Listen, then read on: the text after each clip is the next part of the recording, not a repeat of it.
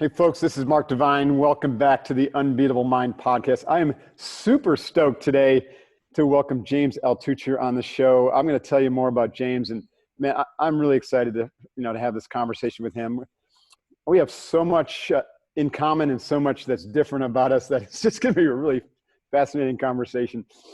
And but before I go back into deeper into James' background, just to remind you, if you haven't heard, I released a book called Staring Down the Wolf on March 2nd. Of course, it got completely devoured by the news cycle with COVID-19. And so I haven't been able to really do much PR around it, which is kind of interesting, but that's okay. It just is what it is. The book is very timely because it really is speaking to how to stare down your fear to develop courageous leadership and to unlock the potential of your team. And I've gotten some phenomenal feedback on it. You can learn more at staringdownthewolf.com, and there is also some free video training there, so go check it out. Staring Down the Wolf, it might be the tool you need right now as we're dealing with COVID-19, the real pandemic, and the government's response, the scamdemic. I agree with that. That's a great word. Thanks, James. You can have it. No extra charge. So, by the way, James and I have not met in person, but I'm very familiar with James's work. I actually get your newsletter, James, and I'll tell you how that came about. James is the author of Choose Yourself, which is self-published and sold like well over 1 million copies. The subtitle is Power of No, which is a topic near and dear to me since I was one of those codependents who say yes to way too many things. Choose Yourself Guide to Power of No is a separate book. Choose Yourself Guide to Wealth and Reinvent Yourself. Gosh, you've written 20 books? Oh, yeah. Shit. And I always swear to myself, I'm never going to write another book. And then I write another book. You write another book. That's like you with black belts. You're right. I'm getting another one right now because I can't stop. You got a huge podcast and blog at jamesaltucher.com. You founded more than 20 companies. I got some catching up to do. I've written 5 books and I've founded 5 companies. I'm just getting warmed up, dude. You're showing me that there's a lot more possible. Probably you have a better track record than mine, though. Maybe, I don't know. You know, and you went to school at upstate New York. It was a Cornell undergrad or graduate? Yeah, undergrad. Yeah, I went to Colgate, right around the corner. Okay, yeah. Anyway, so thanks for being on the show. I know you're running a million miles an hour, but you've been teacher trained in Ashtanga yoga. Have you been to? I've been to Mysore a whole bunch of times doing Ashtanga. Have you really? Yeah. Yeah. Did you ever get trained down there, or? I have no, but my teacher was Tim Miller, the first American certified by Patabi Joyce. Oh yeah, and in what is it in La Jolla Encinitas. Or in Encinitas? There's I've been there when Tim's there, and Patabi Joyce, I guess is the older brother of Sharath was teaching. Right. He's still here. I have not met him, but I did meet Patabi Joyce when he came through. He's an interesting character. Tim just, retired from teaching. He had some health issues. He is just a phenomenal teacher. So I never, it's always been a dream to get to India to do some actual yoga training, but I've never made it over there. Although yoga is a big part of my life. It's great. How long have you been a practitioner? Well, I was doing it probably from 2010 till about 2015. My wife was a teacher, but then, she's not my wife anymore. So there is that. Yoga. So that was extrinsically motivated. I haven't done a yoga bend since. Got it. That's hilarious. But the principles are with you wherever you go. That's Absolutely. True yoga, right? Yeah. Wow. There's so much to talk about. I don't know where to start. How about just give us I kind of do this a lot of my guests. I want to know kind of what was the foundational period of your life like? Like, what was it like growing up for you? Where did you grow up? You look like you're a New Yorker or, from the East Coast corridor, but where'd you grow up and what were your parents like? And how did you start? Like, what was the big aha moment for you to it's become funny an you say entrepreneur? it's funny you say I look like a New Yorker because I remember one time I was playing poker in a casino and it was in Las Vegas or wherever. And, everybody at the table just started calling me New York without knowing where, like that was my nickname instantly was New York, even though I hadn't talked to anybody They just thought It's I was funny. from New York. Well, I lived in New York for 4 years, and you have kind of the pace that you talk and kind of your accent a little bit. You just kind of look like a New Yorker. Yeah. Are you? Eh, Am I right Yeah, or am yeah, I wrong? yeah. I'm in Okay. the middle of New York City right now. Although, it's interesting because I lived right next to the World Trade Center during 9/11. I was at the World Trade Center in the morning of 9/11, and Oh, I lived on Wall Street during the 2008, 2009 financial crisis. Now, New York City is considered the capital of the world for coronavirus. We have the most cases, yeah. hospitalizations, deaths, whatever. I'm kind of sick of New York right now. I hear Like, you. I think it's 3 times in a row being at ground zero. I don't need to be the greatest generation. I need to just relax a little bit. It doesn't So, seem fair. yeah. I agree. I was thinking, maybe I heard someone else say that. I was like, yeah, you're right. 9/11, 2008, and now this. Like New York has gotten smacked. Not to mention the flood, right? With that big flood at Stony something.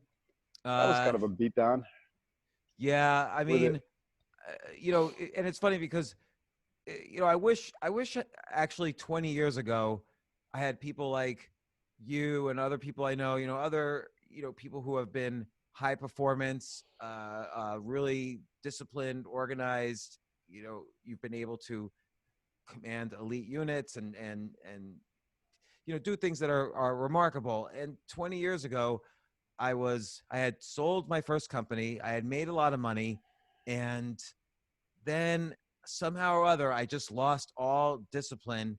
I spent all my money, I gambled it away, invested in other internet. I completely cashed out of an internet company, and then I decided, like an idiot, oh well, I'm just going to put it all back into investing in internet companies. And then the internet bubble crashed, and I went totally broke. I went from, generations of money Mm-hmm. to zero. I remember one time I checked my ATM account and I had $143 left in my account after having just cashed out a lot of money.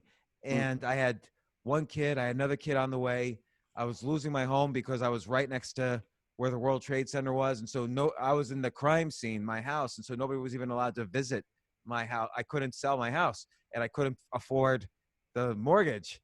And then I was so just in despair and depressed, from everything that was happening, not only in the city at the time, but just in my personal life and my financial life. I felt like I would never recover. I felt like I had won the lottery and then I lost it. Right. And then I finally eventually, came back, built another business, sold that, and then I went broke completely again.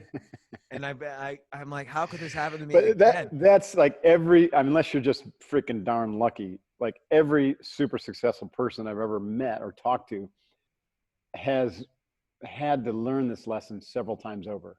I've gotten kicked in the balls several times and my issue is usually getting it stolen from me, right? How So do the you get it? How do coronado you get it? How do you get it stolen from you? Tell me.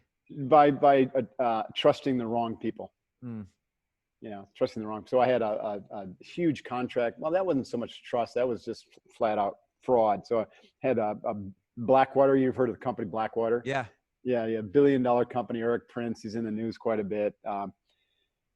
Interesting cat, former Navy SEAL. And I had legitimately won this contract to set up a nationwide recruiting and mentoring program for Navy SEAL candidates. Like, that's a big freaking deal, Yeah.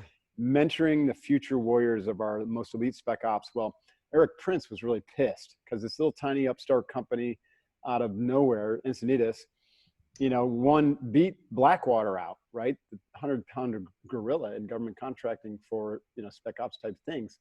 So I heard he was pissed and that he was coming after us. And he did. Like, he literally wielded his little influence machine and somehow got the contract thrown out. I was a sub to the Prime. The Prime got investigated for being too large, to even bid on the contract. And I guess right in the time frame, they kind of clicked over. Next thing you know, the contract gets thrown out and re-bid, and Blackwater wins it. And they wouldn't even give me what do you call it, a review or kind of a debrief. And when they finally legally were required to, we held their feet to the water. The contracting shop said, well, Blackwater's staffing plan was superior to yours. And yet we had set up the whole thing and just kicked ass. And the next day, Blackwater hired every single one of my guys who was Oh my on that gosh. contract. So it was what they call bait and switch. And I lost a $10 million contract that would have been huge for us. But it was the right thing to happen to me because I did not belong in that world. I did not belong in government contracting. Had I stayed there, James, I would never have developed SEALFIT, never would have written these books, never would have, gotten into corporate training. But let me ask This you, shit like, happens for a reason. You know what I mean? It really does. So, but like, let me ask you, like, you didn't, at the time that this was happening, you didn't know what the future had in store. You probably were thinking, like, every day, man, I got this contract. I'm going to make millions. It's going to be so great for my business, my family, the people I like to help. I'm going to be able to share what I have. And then when it doesn't come through, you don't yet know the future. How did you bridge the gap? so I had, the core practice, and that was the final time, by the way. I mean, I'd gotten hit pretty hard some other times. And I've had some smaller ones since, but every time I learn a little bit more and I look back, I'm like, oh yeah, that was why it happened. And I, commit to never making that mistake again. But since then, I had to go back to my, my core training that I did before I joined the SEALs. And that was on the bench, meditation and imagery. And before, I was all pissed. Like, I was ready to go fight Blackwater and challenge this decision. And I had many people telling me I should do that because it was obvious fraud. And I just paused.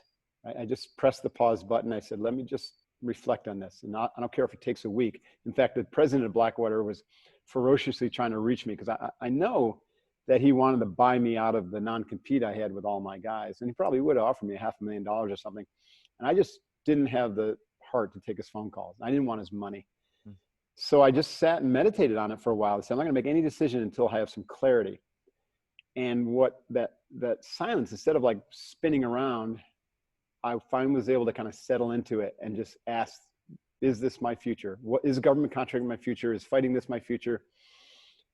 And I kept getting the intuitive hit that no, this was not my future. It just didn't feel right. And that this is a blessing in disguise. So it took me about a week to figure that out. And then I released all of my guys, said, go work with Blackwater. They're going to treat you well, I'm sure. And within 3 months, I had launched SEALFIT after that. Because it freed me up. Like my mind, by hanging on to all that energy, all the possibility of money, all that momentum, by letting it go, boom, suddenly it was like I just erased the whiteboard and then I could look at it, through fresh eyes. Did that experience occur to you when you've had some of these? Yeah. I mean, I think I went through an 11-year period where I was just miserable because I think what happened was I lost all this money and look, I was very happy with the money. At least I thought I was. There's nothing wrong with money, right? Money helps us do good things, right? Yeah. And I wasn't like, I'm not a big spender. I'm kind of I don't really buy anything, but I don't know. I felt like this money became the goal rather than just a byproduct of pursuing what I valued. So when I made the money, I was really into the rise of the internet. So in the 90s, I just loved I thought it was going to be a new artistic creative medium. So I was working for HBO at the time. Mm-hmm. I was doing creative stuff for them. But I also had these computer skills. So I knew how to make a website. And maybe there was like 5 of us in New York City who knew how to make websites. It wasn't easy. Like mid 90s at the time? Yeah, like 95, 96. Right. And I'd been using the internet since the 80s and the web since essentially it started like in 92. And so I had these skills and I was able to build a company specializing in building websites for entertainment companies.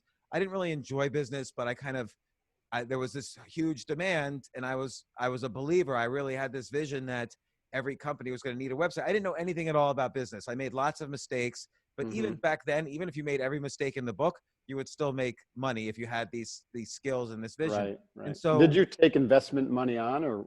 No, I didn't take any investment money on. I was profitable from day one.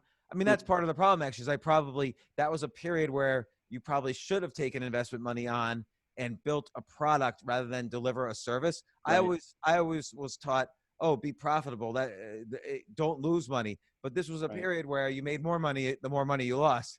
And so when I sold the company, I still sold it for a lot of money, but it was based on my earnings rather than on a product that I had developed.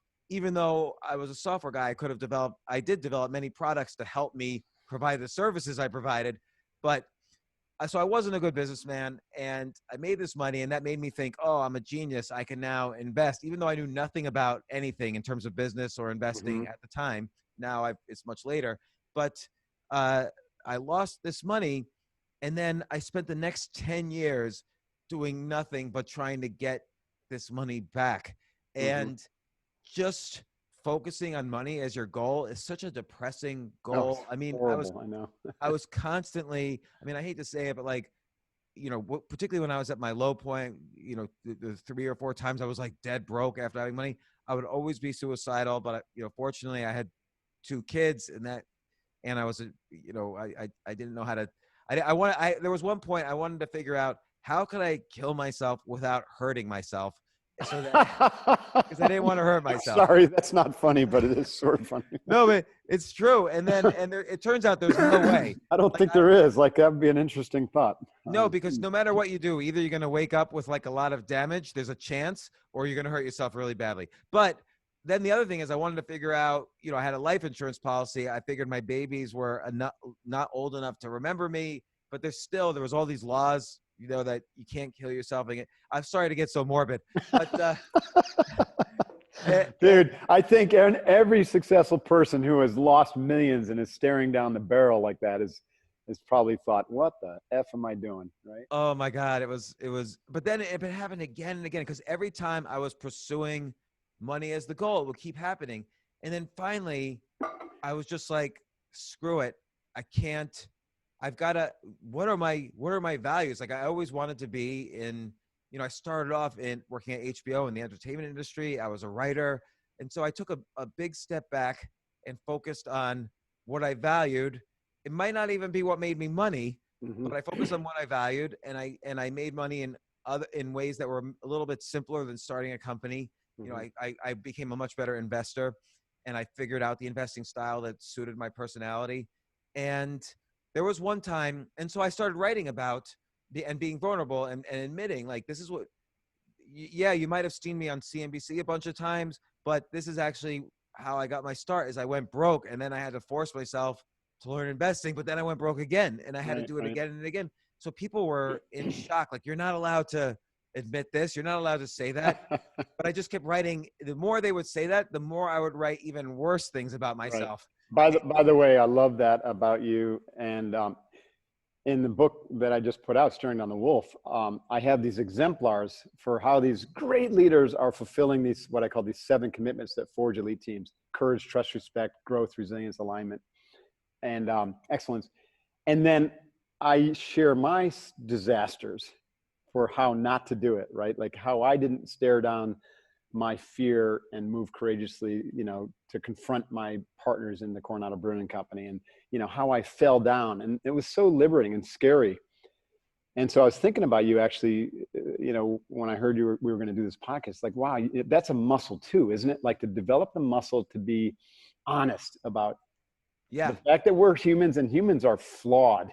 Everybody, right? And so I think that's one of the next frontier in leadership. If you want to become a good leader, admit that you're not perfect, and go out and work on your emotional bullshit. Well, I think that's why I said earlier, I wish someone like you had told me this back in 2000 or 2001 or 2002. I'm not sure I could have. 2010. Right? But you're right, because there's 2 things that come up in your story that I was just thinking. One is, I don't publish something now unless I'm afraid of what people will think of me. Nice. So that's like, nice. If somebody is like, oh, I'm going to write this really great thing, and I'm going to take this part out because I don't want people to think I'm a loser or whatever, then I guarantee you it's horrible writing, because then they're just in their comfort zone. Then what it tells me, if you're not afraid to publish something, it means somebody has already written it before. And that's why you're not afraid. If I write, oh, here's the 10 tips to be the greatest millionaire ever. All right. Have gratitude every day. And you don't tell your own stories with that. Someone's written it a million times. Someone's written it. If you tell your own stories, that's your fingerprint. Your writing then is like a fingerprint of your mind. And it's unique, and you're the only one who has it. And if it's strong, and if you've learned your lessons, it's going to be, it's going to have a unique perspective that people are going to, are going to want to pay attention to. The other thing is that vulnerability equals freedom. So when I Mm-hmm. finally started admitting, just like I'm sure for you, when I finally started admitting, hey, these bad things happened to me 10 years ago, 20 years ago, 3 years ago, 2 years ago, today, then if someone else brought it up to me, if someone said, hey, aren't you that guy that lost everything? Why should I blah, blah, blah? And I'm like, yeah, I already wrote about this. Like, you can't phase me. Like, I'm Right. not, you're not taking me down. You're just repeating what I have already said a million times. Right. So, you know, you have a freedom to move around that I remember when I first went broke, I was so ashamed. Like, I had to put my apartment up for sale. This was right before 9/11. It couldn't sell after 9/11. But I put my apartment up for sale, and one of my business partners came up to me and he said, hey, I saw your apartment in the newspaper up for sale. And I'm like, oh, that's impossible. That's a mistake. And I'm like, clearly someone had to pay for an ad in the newspaper to sell my apartment. Like, That's and funny. he just kind of like, okay. He's just sort of like squinted at me. He's like, okay. But he knew I was just lying, but I was so ashamed of saying the truth. Interesting. But then there was one time, and this is going to reflect that experience you had when you meditated. So I started writing about these tools I ended up using to bounce back and how it had started working for me. I started modeling what worked for me whenever I was on the way up, Mm-hmm. and what didn't. What was I not doing on the way down? And so I So you decided, started a process of self-reflection through journaling. Is that yeah, became your kind of meditative practice? yeah, That's journaling. awesome. Although I Super had the powerful. unfortunate habit of I always published whenever I journaled. Like, I couldn't keep anything to myself. Well, But that's holds you accountable, right? At least to put it yeah, out there, right? no, that's really true, because and this will sound simplistic compared to your 7 steps, but I realized that on the way up, I was always paying attention to my physical health, my emotional health, meaning, was I only spending time with people I loved and who loved me? Was I spending time on my creative health every day? So Mm-hmm. coming up with ideas or writing or doing something creative every day. Was I spending time on my spiritual health? Which Mm-hmm. doesn't mean it just means releasing control of the things I can't control, like not trying to control the Mm-hmm. things I can't control. Mm-hmm. So those 4 things: physical, emotional, creative, spiritual health. Was I just doing that every day? I always would do that on the way up when I reflected back. And then Mm-hmm. on the way down, I always had this tendency, oh, I made it again. I don't have to do this anymore. I don't You have to care. throttled back. Yeah. Yeah. And then I would always lose it. So Yeah. there was one time I was on the set. So there many things happened, but I started writing about this, and it resonated with people, and I would write about it in the context of my stories. And so there was one time a few years after this and I was starting to build up a good career as a writer, and my investing I was bouncing back. I was doing well. And I had this one opportunity where I was on the board of this company, and I was given a lot of shares of the company, and my shares at one point were worth $9 million. So this was Mm. like an incredible thing. And I remember I was on this set of the TV show Billions, which Mm-hmm.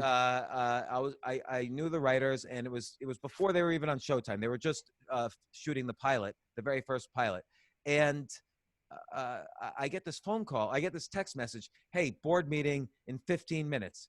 And I'm thinking to myself, oh man, this is going to be great. We probably sold the company, and my 9 million is going to All turn right. into 50, and it's going to be great. So I get on the phone, and they say, all the board members are on the phone call, some of whom I had brought onto the board, and they say, listen, our largest shareholder and the chairman of the company owes $90 million to the IRS, and we're in default of our agreements with Wells Fargo, and they're shutting down the company.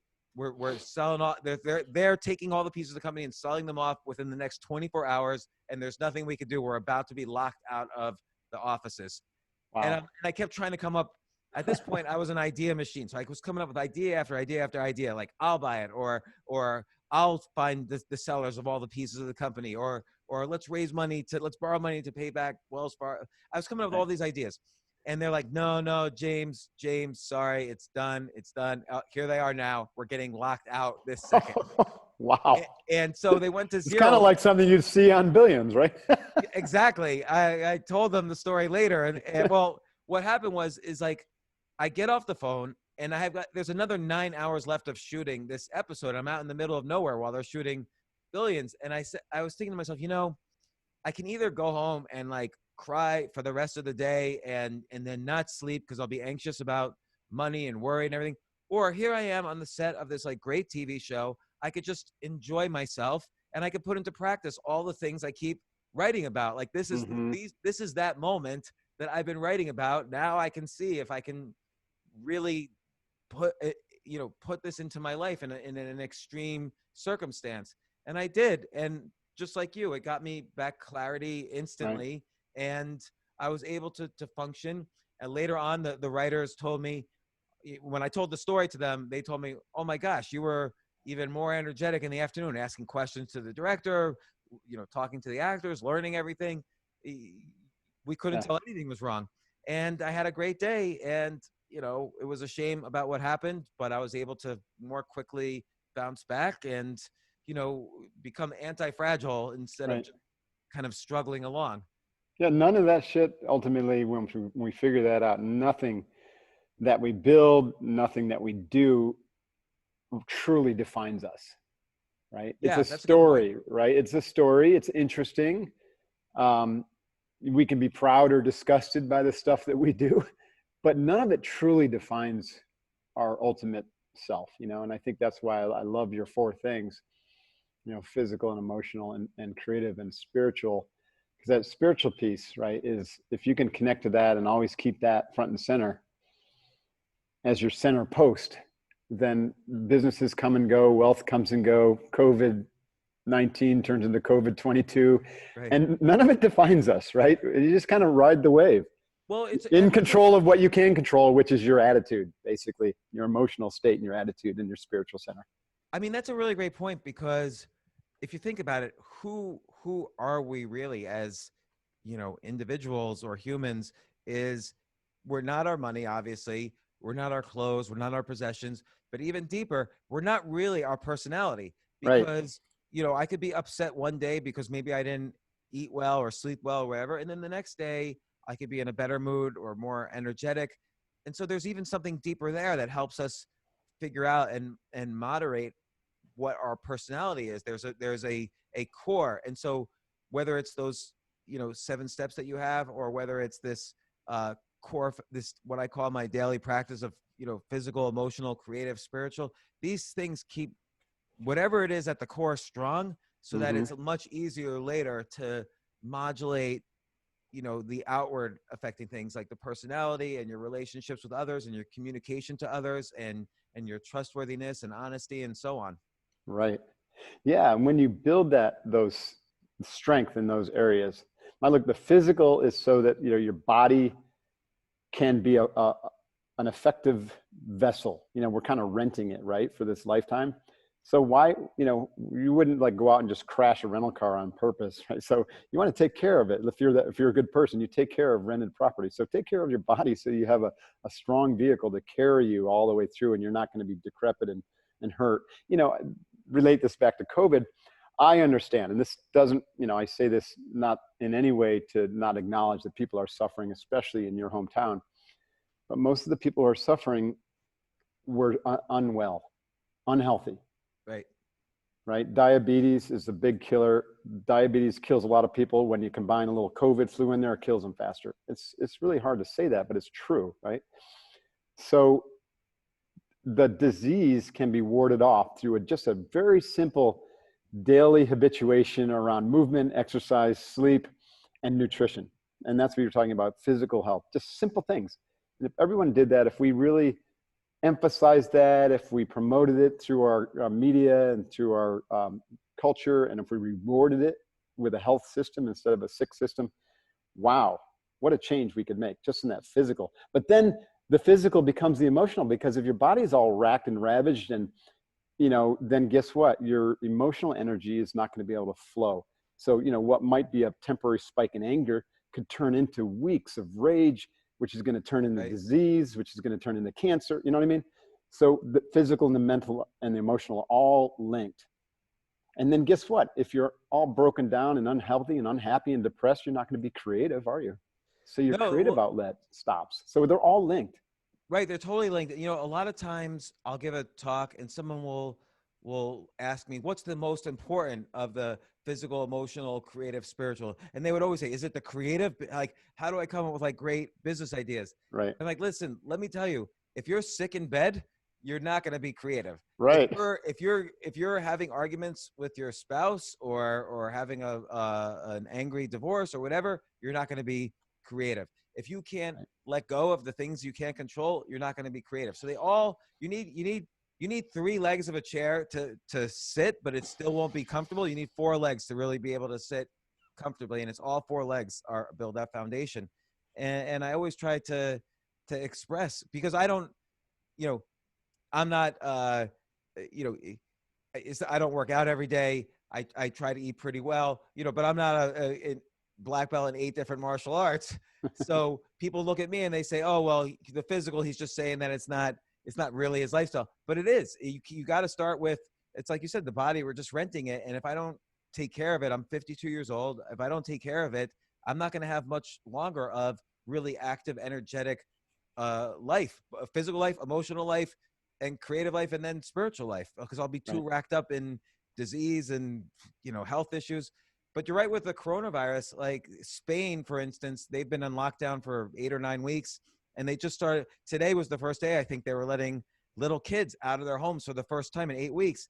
And I'm thinking, man, that is I such a know. shame, because It is. these little kids, they weren't getting it in the first place, or at least they were asymptomatic and not really transmitting as much as the media would let you believe. Right. And you need to, if you're a kid, your immune system depends on going outside and getting vitamin D and Right. moving. Our entire brain is wired to get sunshine in the morning. Right. And that's I how you know. get dopamine released and how you get, you know, energy. It's Right. just a shame what's happened around the world, and it's been media and politically run. Absolutely. Yeah, that's why I was just, you know, semi-jokingly calling it scandemic being the reaction. Even in our little town of Encinitas, we had like 34 like known cases, nobody seriously ill. We're like a ridiculously healthy town, like Yeah, I know. I've spent off the quite a bit of time in charts, right? It's Encinitas. the yoga capital of the world, the surfing capital of the West Coast. And we live on the beach, right? My wife and I, and we literally in our community have private stairs to the beach. They closed them. We cannot even we can't, until yesterday, we couldn't step foot on the beach. And yet, you know, the liquor stores and tobacco and weed and everything is an essential business. And I'm like, wait a minute. So, and the kids are all locked down, like you said, like the space, like, why don't it make any sense? Why would you penalize the very things we need for our immune system, for our health, and for our happiness, and to feel good about ourselves, and put everybody on lockdown? And yet you're, you know, promoting things that are going to lead to, you know, problems if you're on lockdown. If everyone's, you know, stocking up on alcohol, don't get me wrong, we did too, because it was kind of like a party at first, but that got Yeah. old really quick, right? Anyways, the knee-jerk reaction shows a severe lack of wisdom and self-control in all of the leadership. And I, you know, I even think, I'm not going to put the medical in there because I think the first responders are really working their asses off, but mostly political government bureaucracy. It's just lost it in this country. I know. It's a So shame. I'm just so disappointed. And, you know, I'd love to talk to you about that because, you know, everyone thinks, oh, can't wait till things get back to normal. I'm like, I do not want things to go back to normal. You know what I mean? Yeah. Normal wasn't working, in my Yeah. opinion, you know? No, it wasn't. And look, it kind of led, unfortunately, to this situation. And we'll see what happens. But, you know, I kind of, you know, you always have to sort of catch yourself and remind yourself to get back into the discipline. So when the lockdown first happened, I was convinced it was wrong. And I was looking at it from, you know, from my analytical background that, look, here's the data in all these other countries, including Italy and Spain, but also including all the Asian countries. And they were predicting, the first models were predicting over 10 million deaths in the United States. Right. And I'm like, look, nothing grows. I was just looking at the math of it. Nothing grows exponentially forever. So let's see how many times it doubled in all these other countries, regardless of how many deaths or cases, just how many times did this coronavirus double in every country? And so it was consistently, let's say 4 or 5 times, and then would start to peter out. So this is like in like late February, I was saying, okay, it'll peak by around April 15th, and it'll be gone from the US by June 1st. And I've been kind of dead on with that. And I would start tweeting it, writing articles about it, People and trying slammed to you convince probably for people. it, right? Oh yeah, people, some people appreciated it because there was so much uncertainty. They thought it was going to be 18 months of virus. And so some people were grateful, but a lot of people were slamming me, and I would get like all agitated. No, I've got to convince somebody on Twitter doesn't agree with me. I've got to convince them. And I finally realized, you know what? I also was trying to cling to certainty. And I needed I've already expressed, this is me thinking then, I've already expressed my feelings on the data. I've accurately and rationally presented it in videos and articles, but now I need to take a step back, and I need to learn to deal with the uncertainty that nobody's really going to pay attention to me. and Right. and that's important too, or else I'm going to be very unhappy. And so I switched from, I started doing, more content based on, okay, well, here's how you live with uncertainty, and here's Right. here are the business models that might work after this is over. And Right. but they might not either, because we also don't know really what the new abnormal is going to look like. Right. It's very uncertain at this point too. So I had to myself lean into, acknowledge that there's going to be uncertainty here, and lean into it and be comfortable with it, because again, the brain doesn't like uncertainty. We'd rather, uncertainty makes that fight or flight instinct trigger, and we just sit looking at the computer while our brain is saying run, and, and we don't. And so that's, you have to find ways of dealing with that uncertainty in our society, and because you can't run, and Right. that's what I did. Right. And that's interesting, because I had a similar thing. I mean, I haven't really opined much on it, although it's fun to get in these conversations about it. But I have a good friend, Dr. Kirk Parsley, another Navy SEAL who's a medical doctor. And he's been sharing some of his content that he's been sharing with his clients. And it really struck me, because again, it's what's unsaid is as important as what is said, Right. by the media and by the experts. And so he's going back through, and he's looking at every time we've had kind of a pandemic-ish experience all the way through the past. He says, look here, the year before, flu cases were X, 60,000. And then the next year they had a pandemic, and they had no flu cases reported, but they had this pandemic, which killed 60,000 or whatever, right? Yeah. And so, and you can see the colors, like the flu has disappeared, but the pandemic, and then the next year it's back to where the flu. And I'm thinking, wow, what they're not saying is that everything is getting swept up into COVID-19 in their statistics, in the death statistics. Yeah. No, everything. All the flu, all the other COVIDs, anybody who just happened to be really, really sick and died that day. Oh, well, they're part of the statistics. And so, I could be completely wrong in this. And so, people can slay me later, but I think we're going to look back in a few years, and then people are going to be like, wow, boy, did they overreact? Because that was like a bad flu season, in terms of the statistics. Not to say it's not really painful for people who are in the throes of it. That's for sure. That's a different. Like I realize you feel like you have to say that. Like I know, right? I do. Every time I say, I've been guilted into saying that. Right. Let's just look at it. Like, the difference between the flu and the coronavirus is that the flu kills children and the coronavirus kills elderly people. The coronavirus, we don't know yet if it's more or less lethal or infectious than the flu. Right, because they don't have all the data. They don't even have the freaking denominator or the numerator of the equations yet. They're just guessing. No, like when swine flu was out in 2009, I talked to one of the top epidemiologists who was dealing with swine flu for the EU in 2009. And he even said, at first we thought it was like a 3 or 4% fatality rate, until we realized 1 billion people were infected. Right. And then it turned out it had almost a 0 fatality rate, although, a lot of people died.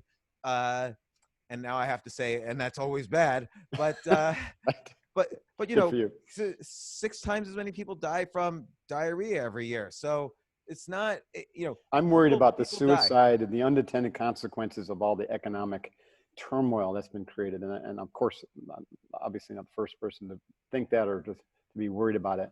We have a foundation to help vets overcome or to ward off the suicide and eventually eliminate suicide in vets. Because 22 vets a day committing suicide, it's unconscionable to me.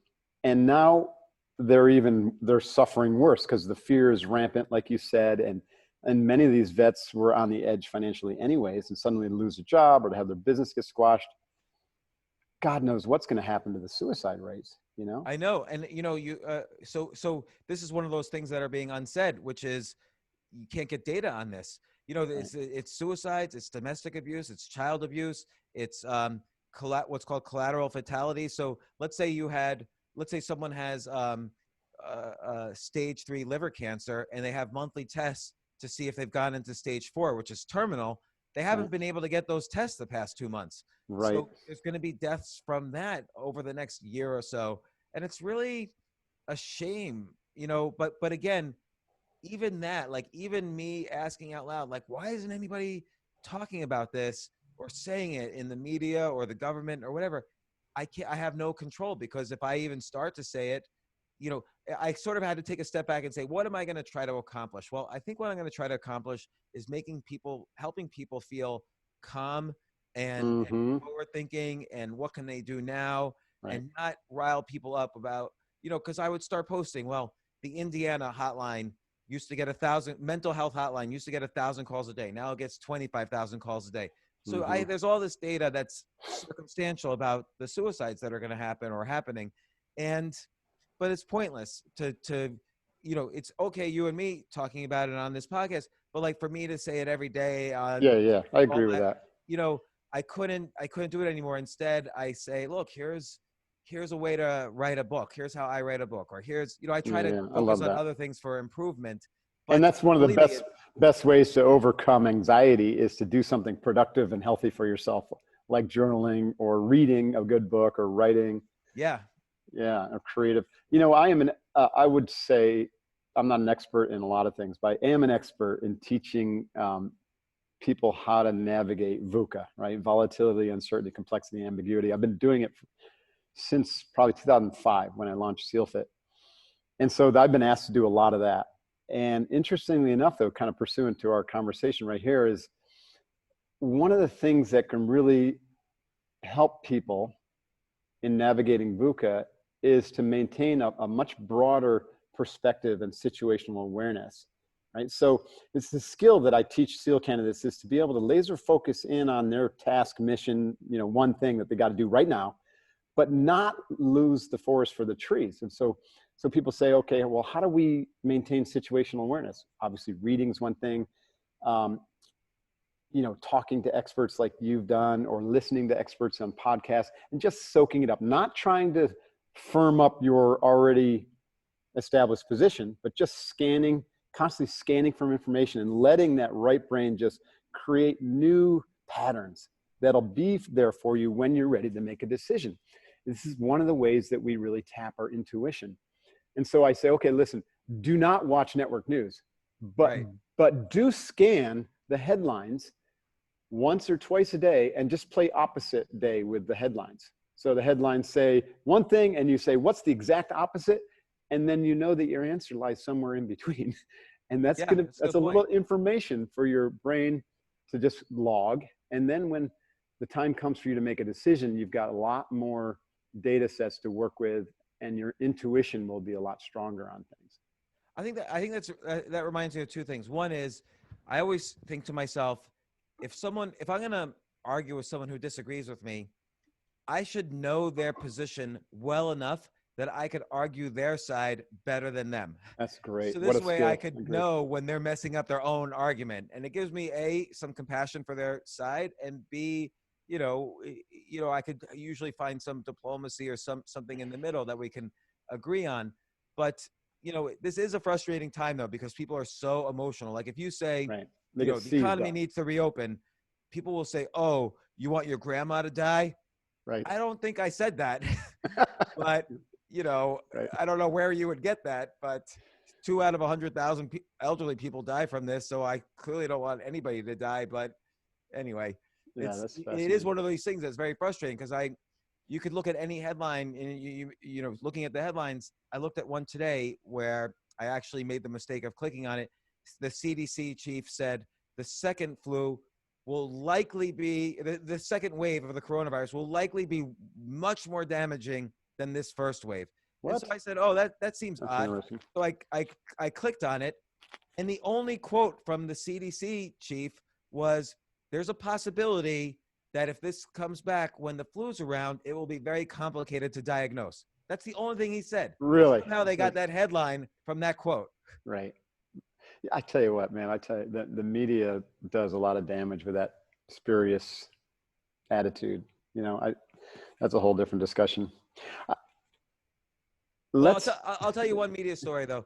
okay. I used to appear a lot on news shows for a bunch of networks, but mostly CNBC. And one time they invited me backstage to see how the sauce was made and stuff. And they're doing all their things. And the main executive producer leans over to me and he says at one point, "We're just trying to fill the space between ads." And I'm Right. thinking to myself, Oh my gosh. this is the main primetime show, on a network that, millions of people depend on for their financial news. And they're just trying to like do whatever it is to get people either fearful or greedy Right. to connect the ads. Totally.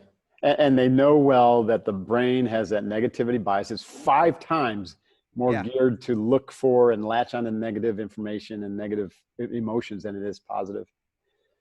That's pretty fascinating.